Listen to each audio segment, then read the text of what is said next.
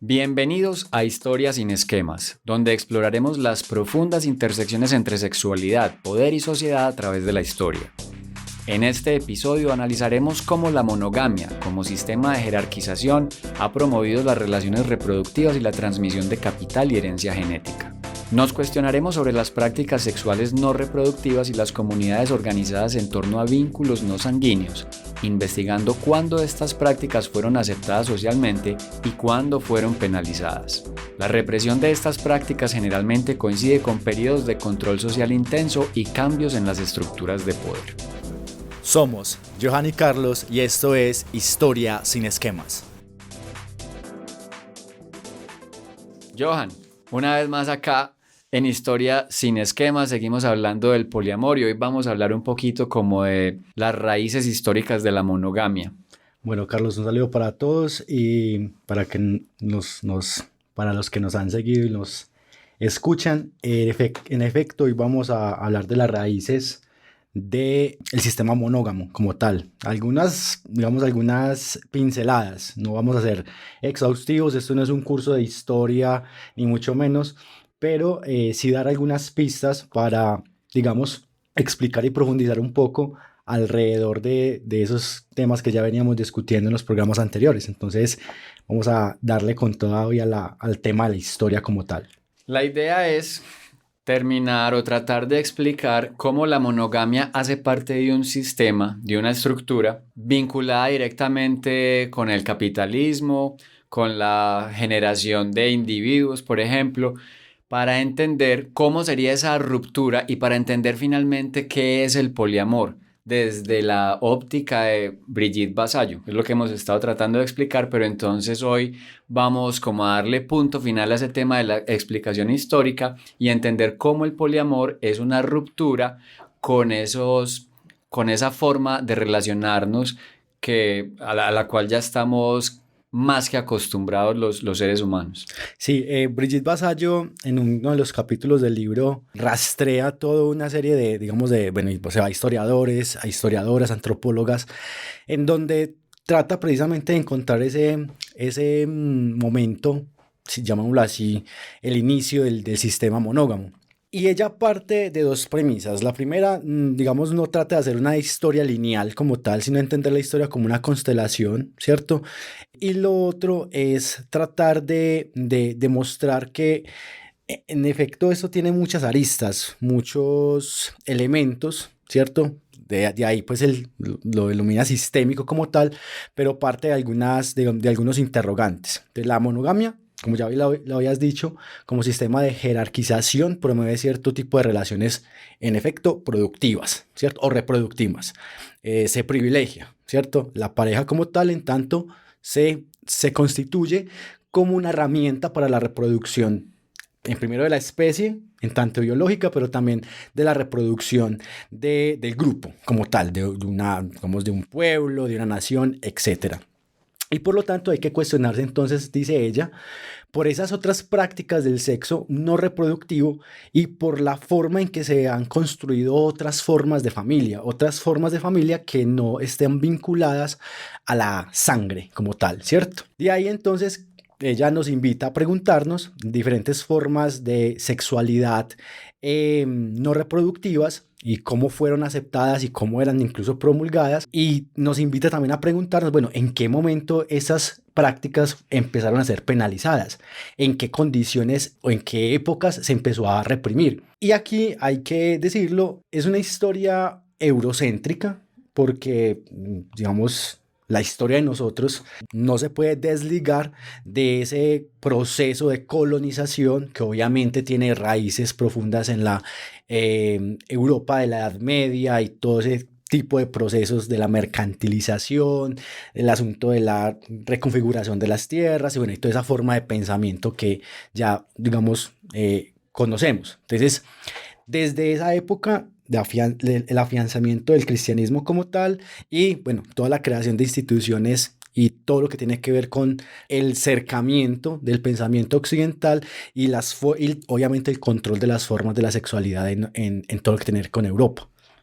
O sea, eso está relacionado directamente con la familia, el establecimiento del núcleo familiar como base, como sustento para el avance o para la evolución de un sistema capitalista en el cual era necesario, primero que todo, más personas para trabajar más, para producir, para trabajar la tierra y además también más personas para consumir. Sí, hay el giro del sistema se da a partir, según Bridget Basayo, de la eliminación de otras formas, por ejemplo, de la utilización del sexo.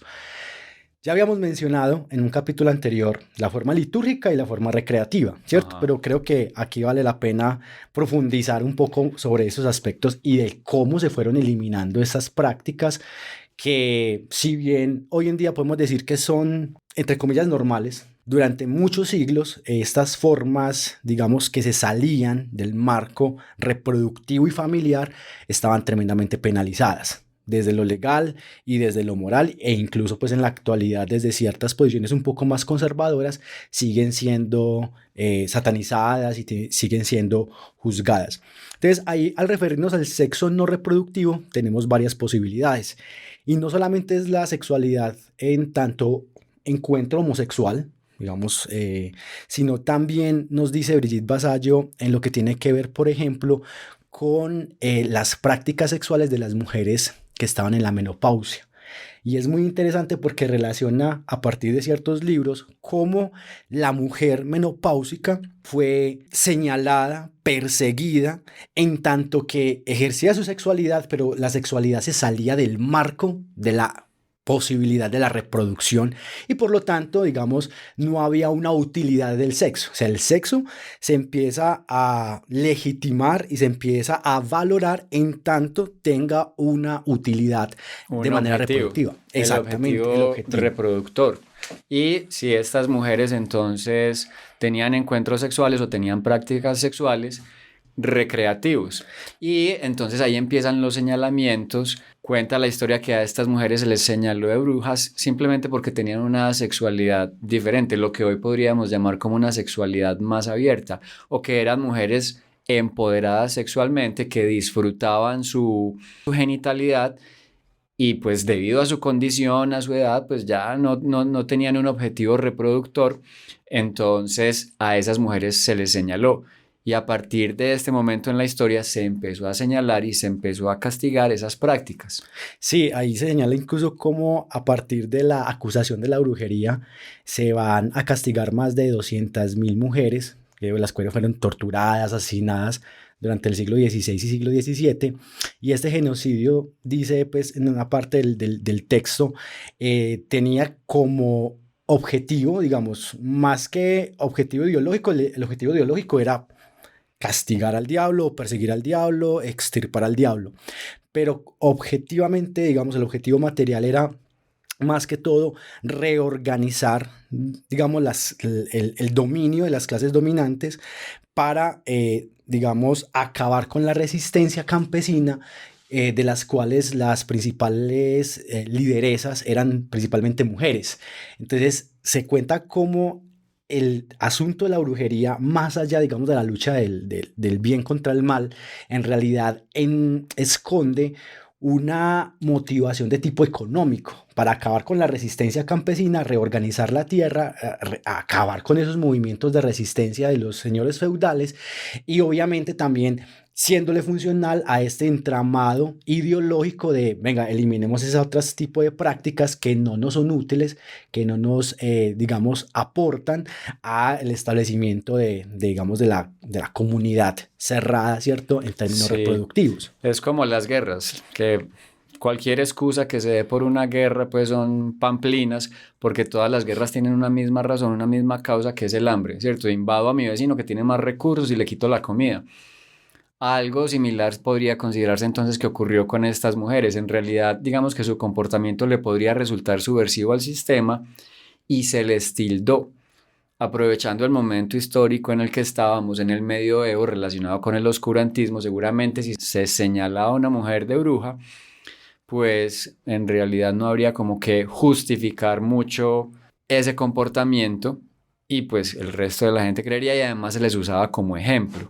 Claro, la otra parte interesante que también, digamos, vale la pena profundizar es que paralelo a la eliminación de estas formas de sexo recreativo y no reproductivo, también se van eliminando las formas de sexo litúrgico. Creo que ya lo habíamos mencionado. Sí, habíamos hablado de prácticas sexuales durante la liturgia. Algunos grupos, digamos como variantes o como una especie de apéndices del cristianismo, tenían este tipo de encuentros. Incluso Brigitte Vasallo va más atrás y nos muestra cómo digamos, la práctica de orgías, por ejemplo, digámoslas de esta manera, entre comillas, orgías litúrgicas, era una práctica común en los pueblos del Mediterráneo, que incluso se remonta a los tiempos de la veneración de Isis en el antiguo Egipto faraónico, hasta el culto de Venus en Chipre, de Adonis, perdón, en Biblos,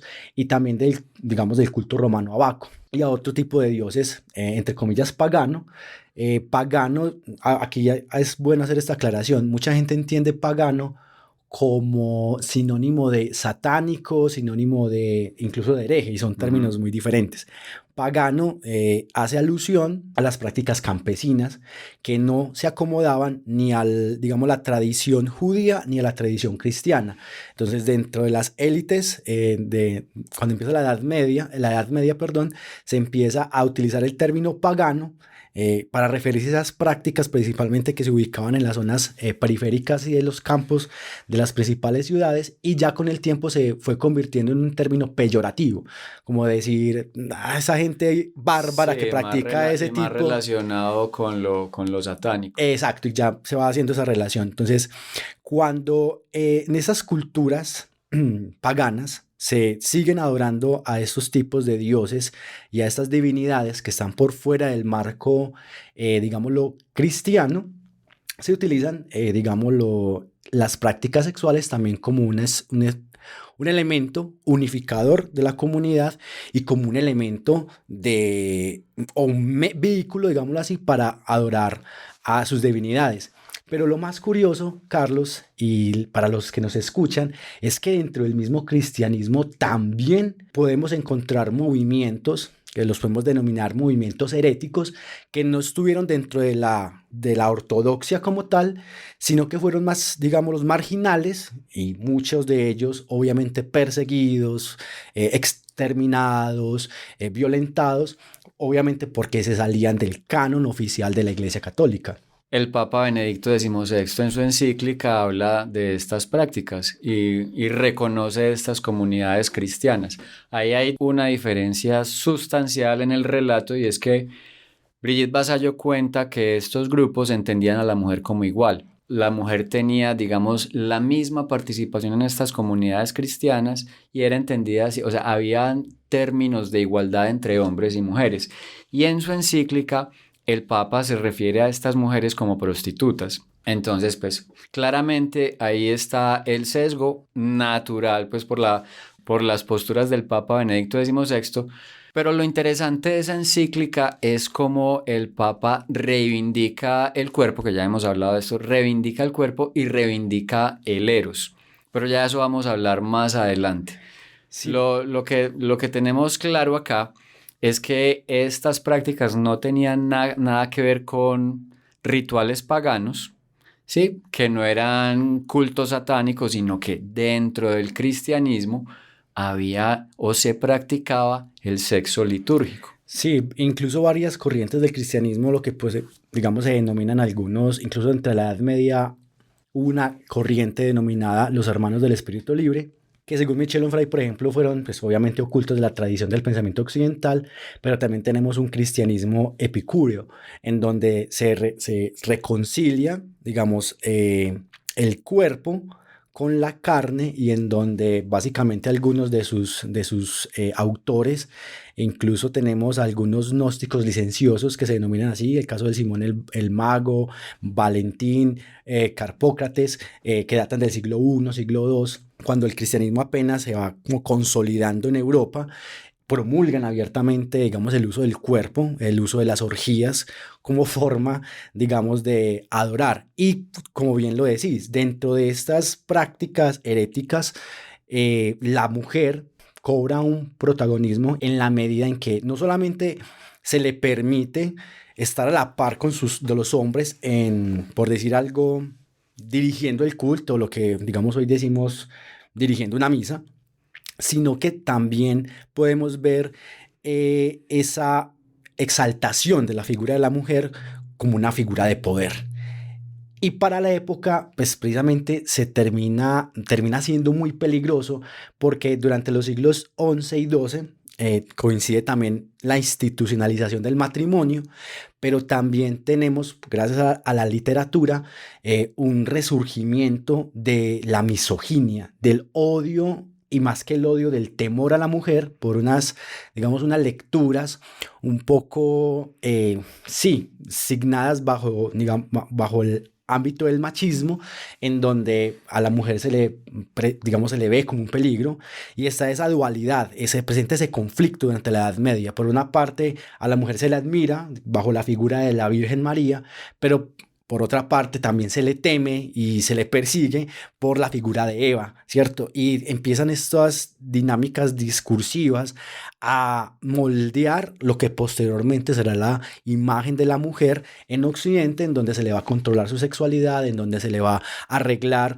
y donde se le va a entender como un ser, digamos, inferior y siempre bajo la tutela masculina, y se le va, digamos, a privar de muchos elementos que hoy podemos llamar como derechos o acceso a ciertos lugares y espacios que le quedan vedados. Entre ellos, por ejemplo, vemos como la mujer dentro de la cristiandad oficial, llamémosla católica, está en un lugar subalterno, digamos, no está totalmente excluida la mujer, pero me atrevería a decir que dentro de nuestra concepción occidental nunca hemos visto una misa dirigida por una mujer. Las mujeres tienen un papel subalterno dentro de la Iglesia Católica. Y ese tema del miedo, digamos que es una condición inherente a todo el tema de las estructuras, porque gracias al miedo o por medio del miedo es que nos adoctrinan, ¿cierto? Hoy en día le tenemos miedo a la diferencia, miedo a los colores distintos, miedo a los migrantes, miedo a las personas que profesan otra religión. Y en esta época se le tenía miedo a la mujer, y por medio del miedo a la mujer se adoctrinaba a la población. Es así, pues ha sido una condición inherente a todo el tema de las doctrinas. Sí, entonces todo esto se va relacionando en la medida en que, es decir, volvemos a insistir en el asunto.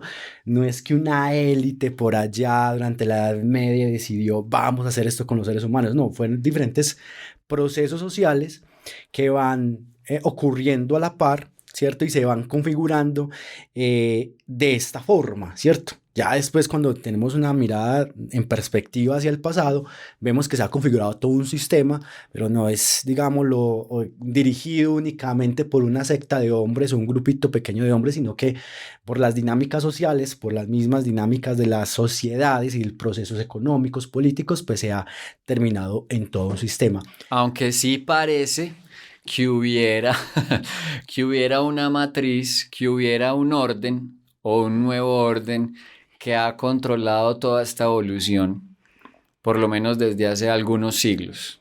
Sí, ahí, por ejemplo, para alimentar aún más y comprender la complejidad de esto, cuando estamos hablando precisamente de la institución del matrimonio, digamos, el matrimonio como tal, como institución sacramental dentro del pensamiento occidental cristiano, tiene una fecha de nacimiento, ¿cierto? Se ubica en el siglo XII más o menos, y a partir de allí, de ese siglo, se empieza a reglar no solamente las formas en las que se establecen las relaciones afectivas, sino también las formas sexuales. Y se empieza a dar, a partir de ese siglo y con mayor, digámoslo, violencia, si se quiere, la persecución a otro tipo de prácticas, que ya lo hemos dicho, la persecución, por ejemplo, de las prácticas homosexuales, la persecución de las prácticas como la masturbación, la persecución de prácticas que se escapan a esa reproducción de la pareja, digámoslo, como forma por excelencia de la muestra del amor, ¿cierto? Entonces se institucionaliza una forma de pareja. La pareja es el vínculo superior. Vínculo superior, Pero ojo, aquí estaríamos tentados a pensar, claro, es el surgimiento del amor romántico. No. El sistema, digámoslo, de pareja o el matrimonio surge de las reflexiones que uno se da cuenta de los padres de la iglesia, y es que tratan de legalizar un tipo de contrato. Digamos, el matrimonio o los arreglos entre diferentes familias, sobre todo de las clases altas, ya existía previamente, pero no estaban amarradas a lo que hoy podemos decir amor, ¿cierto? A partir del establecimiento de esta relación en las capas bajas de la sociedad, en donde empieza a configurarse un discurso. Bueno, entonces el matrimonio debe, para ser sólido, para ser durable, para ser válido, también entrar en lo que se denomina el amor. Y es un dispositivo que va a nacer un poco más adelante, pero en un principio, en el siglo XII, digamos, hablar de amor como tal y matrimonio eran, digamos, dos cosas totalmente diferentes. Eran simplemente arreglos que obviamente lo que se buscaba era reglamentar y tratar de eliminar otras prácticas sexuales y otras prácticas afectivas que la jerarquía de la iglesia en ese entonces consideraba licenciosas, consideraba digamos, a su percepción inadecuadas, o que se salían un poco, digamos, de las percepciones y sentires de ellos, y entre ellos pues también el sentimiento misógino, ¿cierto? La necesidad por medio del matrimonio era una garantía de controlar la sexualidad de la mujer, en tanto que sujeto o ser que provoca, ¿cierto? Ajá. Recordemos la figura de Eva, por excelencia, que va a ser una figura explotada y exageradamente exacerbada durante la Edad Media como discurso legitimador de estas prácticas de sujeción, sobre todo del sexo femenino. ¿Cómo entra la fidelidad ahí entonces? La fidelidad como un concepto imprescindible para una sociedad formada por individuos solitarios que sí, o sea, que consideran que se van a enloquecer, que se van a ir para el mismísimo infierno si se quedan solos. La fidelidad es otro elemento ahí clave en todo este tema de la formación de la estructura familiar inicialmente y luego ya entonces con ese fomento del amor romántico. Sí, el asunto de la fidelidad, bueno, hoy la llamamos fidelidad, pero en realidad surge es con el concepto de exclusividad, Ujú. tratando, vuelvo y repito, de tratar de controlar esa sexualidad de la mujer que históricamente en Occidente se ha visto como peligrosa. Obvio, de esa tradición también oriental, recordemos la figura, digamos, de la burka, el asunto del cabello femenino como un asunto de símbolo de feminidad, y por eso, digamos, las imágenes de Oriente son estas mujeres, digamos, que ocultan su cabellera, pues, puesto que se presume que la cabellera y otros tipos de atributos a la feminidad pues resultan tremendamente llamativos, entonces hay que, venga, aplacarlos porque es la fuente de pecado. En tanto que fuente de pecado y además como cuerpos embarazables y reproductivos, hay que garantizar cierto control de la descendencia. Y la forma de proteger la descendencia es generando una exclusividad. Pero esa exclusividad tiene que ver precisamente también con el elemento capitalista. Es que esas son las violencias de las que habla Brigitte Vasallo. La mujer como un cuerpo reproductor y no como un cuerpo recreativo para sí misma, ¿cierto? O sea, el cuerpo de la mujer es un elemento de la sociedad. El cuerpo de la mujer no le pertenece a cada mujer, sino que hace parte de esta estructura para garantizar la evolución de la especie. Esa es precisamente la violencia de la que habla Brigitte Vasallo y por eso se plantea una ruptura con todo este sistema para garantizar libertades, aunque no vamos a ser libres nunca completamente, pero por lo menos que las mujeres puedan elegir sobre su propio cuerpo.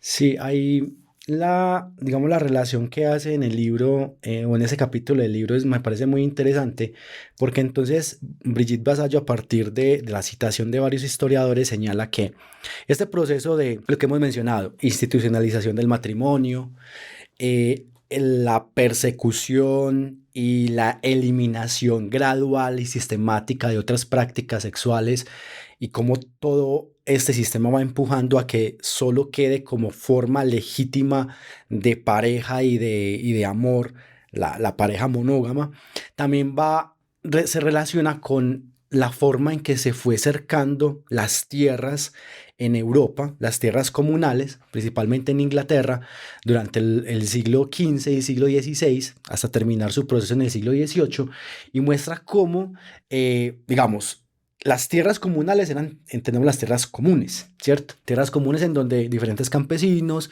utilizaban, digamos, la leña, utilizaban los animales, pero llegó el momento en el que la evolución, digámoslo así, del sistema mercantil y capitalista llevó a que esas tierras, para hacerlas más rentables, los dueños legítimos empezaran a necesitar y demandar el cercamiento, es decir, el establecimiento de la propiedad privada. Cuando eso pasa y se eliminan las tierras comunes, muchos campesinos quedan sin tierra y se ven obligados a irse a las ciudades a trabajar en las nuevas fábricas. Estamos a puertas del nacimiento de la revolución industrial. Y ese cercamiento, dice Brigitte Vasallo, apoyada en otros historiadores, ese cercamiento de la tierra también iba aparejado del cercamiento de las prácticas comunales. O sea, se cerca el uso común de la tierra, pero también se va acercando, por ejemplo, otras formas comunitarias que tenían los individuos para vivir en comunidad. Entonces se van prohibiendo los juegos, se prohíben las tabernas, se prohíben obviamente las festividades, y dentro de esas festividades las prácticas paganas que incluían, por ejemplo, prácticas sexuales libertarias que tenían una lógica de afianzamiento de la comunidad previa, pero a medida que va avanzando la privatización, la mercantilización y, en otras palabras, el sistema capitalista, se van quebrando esos vínculos comunales y se van generando individuos que el único refugio que les queda es la pareja. Se privilegia la pareja. Y entonces la pareja es, digamos, esa figura hermética, y lo que más tarde entenderemos como el amor de pareja quedará concentrado en esa esfera, que es precisamente la propuesta. La propuesta del poliamor es sacar el amor de pareja de esa esfera privada y compartirlo, no necesariamente con otras personas, porque no se trata de añadir cuerpos a las relaciones, sino de compartir el amor que está encapsulado en esa pareja. Esa es una de las rupturas que plantea el poliamor, pero a eso vamos a llegar más adelante. Aquí estamos haciendo un poquito de stalkeo. Sí, mira, voy a citar esa partecita que me parece muy... ¿Stalkeo o spoiler? No, creo que no, es spoiler. Estamos haciendo un poquito de spoiler ahí.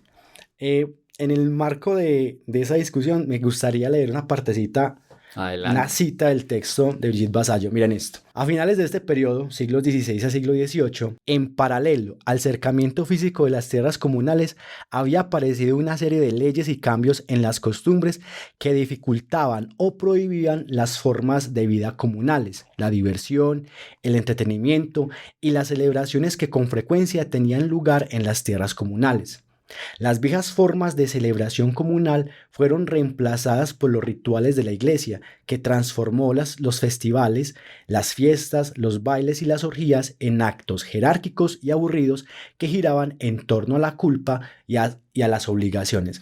En esta cita, y durante todo un desarrollo pues argumentativo bastante amplio, nos muestra cómo ese proceso europeo de acercamiento de tierras comunales también significó un acercamiento en la mentalidad europea y en, digamos, la eliminación de las formas comunitarias en una forma, digamos, de una semilla, la individualización, que posteriormente, mediante la evolución del capitalismo, se va a ir acrecentando aún más. Eso fue casi que un primer neoliberalismo. Por supuesto, digamos, para entender el neoliberalismo hay que entender toda la evolución y el establecimiento del liberalismo clásico durante los siglos XVIII, siglos XIX, que es obviamente la generación de la libertad individual, pero también eso llevado al extremo, pues ha traído como consecuencia pues las cosas positivas que ha traído el sistema, pero también las cosas negativas que hoy vemos en la actualidad, como son el extremo individualismo. Más adelante vamos a hablar de la sociedad narcisista. en ese ensimismamiento en el que el sujeto, digamos, de la actualidad parece permanecer, incluso con las redes sociales. Bueno, más adelante lo vamos a ver, pero sí, tiene que ver con toda esa evolución y la consolidación de esas primeras estructuras que sustentan y han sustentado, digamos, lo que hoy entendemos como neoliberalismo.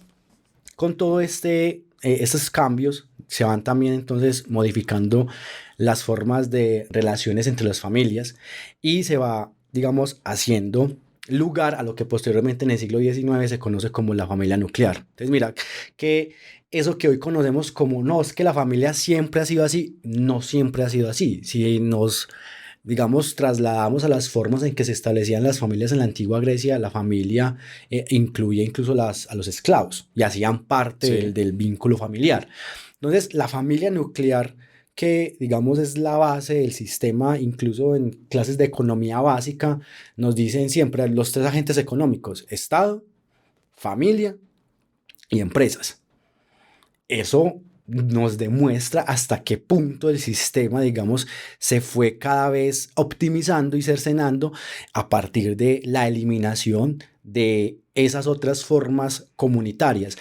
Esto puede sonar muy eurocéntrico, pero digamos, la mitad del mundo, si no es que es más, se ha configurado gracias a los procesos de colonización del siglo XVI, XVII y XVIII a la forma europea. Y es lo que muestra Brigitte Vasallo, que esa forma de relaciones monógamas, ese tipo de relaciones y ese tipo de supremacía masculina y sobre la femenina de tipo europeo, pues se va, digámoslo, expandiendo hacia otras latitudes, llegando hasta pues, Latinoamérica en la actualidad. Y eso está muy relacionado con el tema del linaje y de las herencias. Sí, a medida que se fue cercando entonces también la tierra, se fueron cercando las familias y se le empieza a dar también mucha importancia a todo el tema de la transmisión, no solamente de la sangre, ¿cierto? De una identidad de consanguinidad, sino también con todo el tema de la propiedad. Claro, por supuesto, ahí entonces a la medida en que surge la propiedad privada, se va acercando a la tierra, se va generando la idea de esto es mío. Hay una pregunta fundamental del ser humano y es, bueno, yo me voy a morir. El capitalismo, digámoslo así, esto va a sonar muy mamerto, nos mete digamos, en la lógica de, bueno, pero no importa que yo vaya a morir, porque digamos, para eso mismo trabajo. El trabajo sería la proyección de mi yo en un yo colectivo, digamos. Entonces de ahí la importancia de los apellidos, porque no solamente soy yo como individuo en este momento, sino, bueno, ¿de dónde vengo yo? ¿Cierto? Entonces de ahí la importancia, por ejemplo, los linajes, eso es muy español, de los benditos apellidos, de los apellidos de abolengo, la típico cuento de la sangre azul, pero también hacia el futuro. Bueno, ¿a quién le voy a dejar de esas propiedades? A mi descendencia. Y de ahí podemos rastrear incluso el sentimiento que muchos y muchas en la sociedad actual, pese a que nos creamos tan avanzados, se genera esa presión social. Venga, usted trabaja tanto, ¿y para qué? Pues porque suena como egoísta para algunos de que uno trabaje para sí mismo, ¿cierto? Digamos, la figura también de la madre, del padre abnegado, entregado a sus hijos para darle todo es, digamos, se ha catalogado como un valor social, como algo valioso. No lo estoy, digamos, desmeritando, pero pensemos en cómo la sociedad va generando ese tipo de incentivos, sí. presiones simbólicas que van empujando a los individuos y van empujando en sus deseos, ¿cierto? De decir, venga, no, mi vida no tiene sentido si yo no procreo. Esa idea, en realidad, hay que preguntarnos si es una idea genuina que nace de nosotros mismos o en realidad es el sistema con sus diferentes... El sistema hablándonos desde muy adentro. Desde muy adentro y desde nuestros propios deseos, ¿cierto? Porque nadie lo discute. Habrá gente que lo siente, como el amor, ¿cierto? No, es que yo lo siento. Sí. Ahí está. Sí, que se siente como un instinto primario, la procreación, la supervivencia, la transmisión de mis genes, etcétera.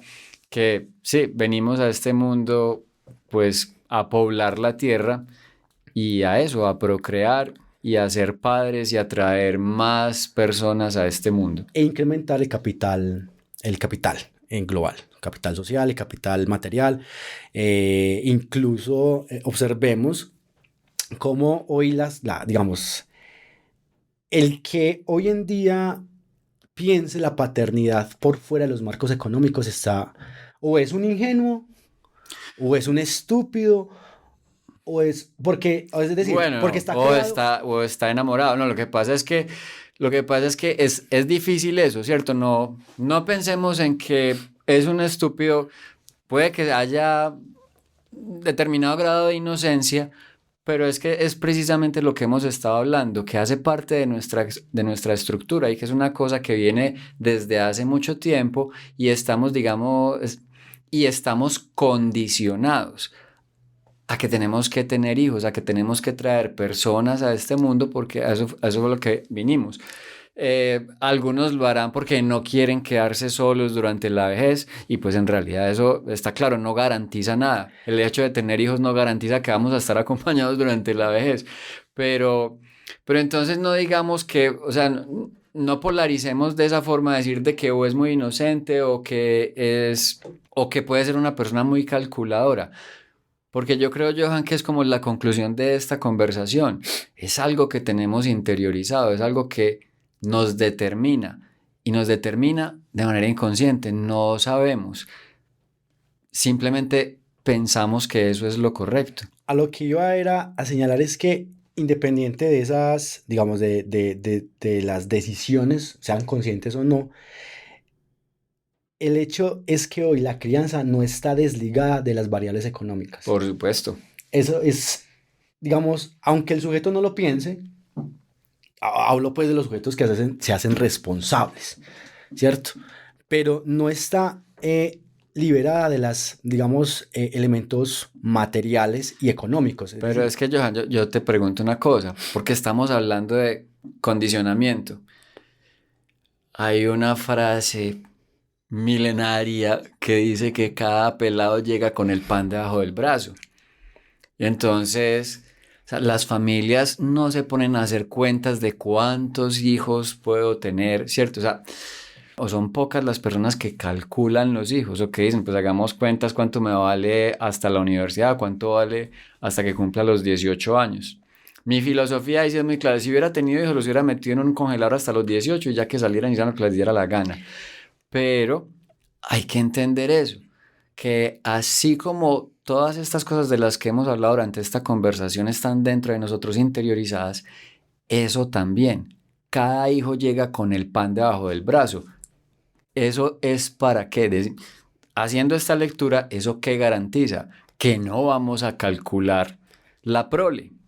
No, precisamente ese tipo de discursos son discursos legitimadores pese a las condiciones sociales de las personas, digamos, y son mecanismos también tranquilizadores, ¿cierto? Por supuesto. En la medida en que, digamos, le dan sentido a una serie de, digamos, de determinaciones culturales y sociales, es que mucha gente, muchos sujetos, digamos, no se cuestionan, sino que aceptan como fatalidad, y se siguen reproduciendo ese tipo de discursos que en últimas terminan reforzando la normatividad, digamos, lo de la obligatoriedad de hacerlo, de incluso señalar, venga, es que si usted no hace X o Y, usted está fracasando en su proyecto vital, Ajá. ¿cierto? O en su proyecto de vida.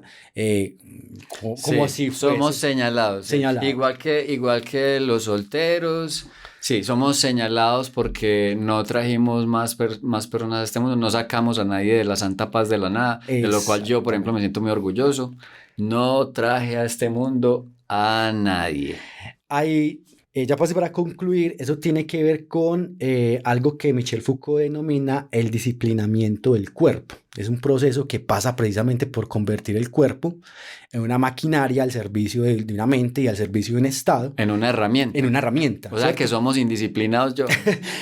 Si hacemos caso a estos discursos, digamos un poco, no quiero llamarlos conservadores, pero sí estos discursos que tratan de reglamentar y de normativizar unos tipos de afectos y unas formas concretas de afectividad y unas formas concretas de proyectos de vida, en efecto somos unos cuerpos indisciplinados. Primero porque no estamos acudiendo a ese llamado de poblar la tierra, a mí no me interesa, y segundo, pues en el caso particular mío, no es que me interese generar vínculos dentro del santo matrimonio. Para ciertos imaginarios, eso sería un cuerpo indisciplinado.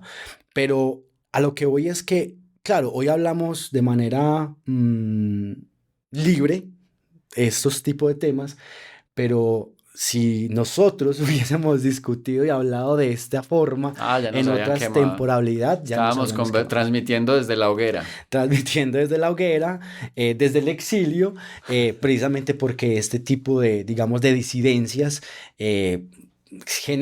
incluso generan escozor, generan incomodidad, porque pareciese ser obvio, ¿cierto? Estamos discutiendo aquí elementos que tocan la identidad colectiva de las personas. Hablar de amor, porque incluso el proyecto de vida de muchos, y válido totalmente, es precisamente encontrar el amor de su vida y casarse y tener esa familia nuclear que precisamente estamos acá criticando. Pero de lo que se trata es de, bueno, ¿qué elementos? Entender por qué tomamos esas decisiones. Y volvemos a algo que ya habíamos comentado en programas anteriores, no significa que estemos haciendo esa ruptura, no significa que nosotros estemos por fuera de la monogamia. Lo que a título muy personal nos interesa es tratar de no validar o no darle continuidad a esas violencias o a estas prácticas que son violentas con el género femenino. Exacto, y que se han instaurado precisamente en las formas, digamos, monógamas, y que han, digamos, sido precisamente violentas, en especial con el sexo femenino, pero también con las demás personas que se escapan de las prácticas no reproductivas, sean, digamos, hoy los que llamamos homosexuales, lesbianas, transexuales, y que han terminado y siguen generando dolores y penas. Johan, se nos acabó el tiempo. No sé si quedó claro. Estábamos tratando de explicar como un concepto, un fundamento de dónde viene la monogamia. Quién sabe si quedó claro. Lo que sí está claro es que, bueno, se nos acabó el tiempo durante esta sesión y que en el siguiente programa vamos a tratar de explicar ya cómo está relacionado el neoliberalismo con la monogamia y cómo el poliamor es una ruptura a esta estructura. O sea, ya sí vamos a entrar en materia con qué es el poliamor o por lo menos cómo lo entiende y cómo lo explica Brigitte Vasallo. Muchas gracias, Johan. A ustedes, y bueno, ahí quedan muchas cosas en el tintero, pero nada, si alguna cosa nos escriben en comentarios para más referencias. Sí. Gracias por escucharnos, gracias a vos, Carlos. Y a vos, Johan, y muchas gracias a José Roberto, como siempre ahí en la cabina al tanto de todo. Nos encontramos nuevamente.